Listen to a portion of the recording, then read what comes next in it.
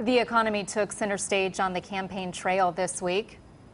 That's right. The messages from both candidates, though, were overshadowed by more controversial comments from Donald Trump. Political analyst John Pitney joins us this morning. He is a professor of American politics at Claremont McKenna College. Thanks so much for being here this morning. Thank you.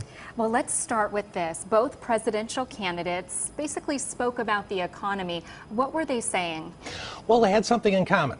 On the one hand, they both talked about infrastructure spending, a lot more on public works. They talked about their opposition to a trade deal with the Pacific region, but they diverged on taxes. Trump is talking about a big across-the-board tax cut. Clinton is talking about actually raising taxes on the richest Americans and tax fairness for poor Americans, so it's a more targeted approach. So that being said, who do you think came out ahead? Clinton came out ahead for a couple of reasons. First, Trump's across-the-board cut was reminiscent of the Reagan tax cuts, but Reagan took millions of people off the tax rolls entirely. 45% of American households pay no income tax at all, so tax cuts by definition don't affect them.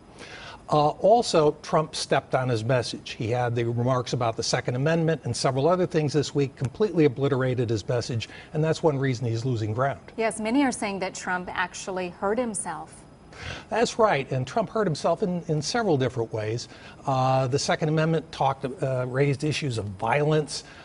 He had a statement just recently saying that Americans accused of terrorism might be sent to Guantanamo, which is probably unconstitutional under the Sixth Amendment. He keeps relitigating some old controversies about a reporter he mocked who has disabilities, and so he's just digging himself deeper. Now, there are many Republicans who have distanced themselves from Donald Trump. Is there any possibility of him being removed from the ticket at this point, do you think, Professor Pitney? Well, there's some commentary on that, and it's misinformed. He can't be forced from the ticket. There's no mechanism for doing that. It's theoretically possible he could decide to go off the ticket, but here's the problem. Many states are going to be printing their ballots very soon, and once those ballots go to the printer, then it's locked in stone. So as a practical matter, there's virtually no chance that Donald Trump is not going to be on the ticket. What if he dropped off himself? Well, if he dropped off himself, again, if he does it right away, they could change his name on the ticket, and the Republican National Committee could choose a replacement. But that is something like what George McGovern did with Thomas Eagleton in 1972. But again, the difference is a lot of ballots are cast by mail. Those ballots have to be printed very shortly. And once that happens, you have a real legal mess on your hands. Is there anything else that stood out to you this week?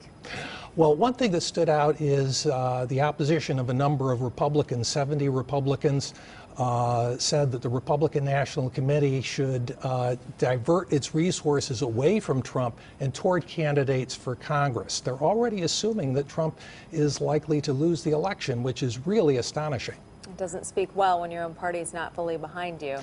So. That's right, and we have a level of division on the Republican side that's really unprecedented, and it's very frustrating for a lot of Republicans because they say, look, recent weeks have shown that Hillary Clinton has some serious vulnerabilities too, but all the controversy on the Republican side is eclipsing what would otherwise be very, very serious political liabilities for the Democratic side.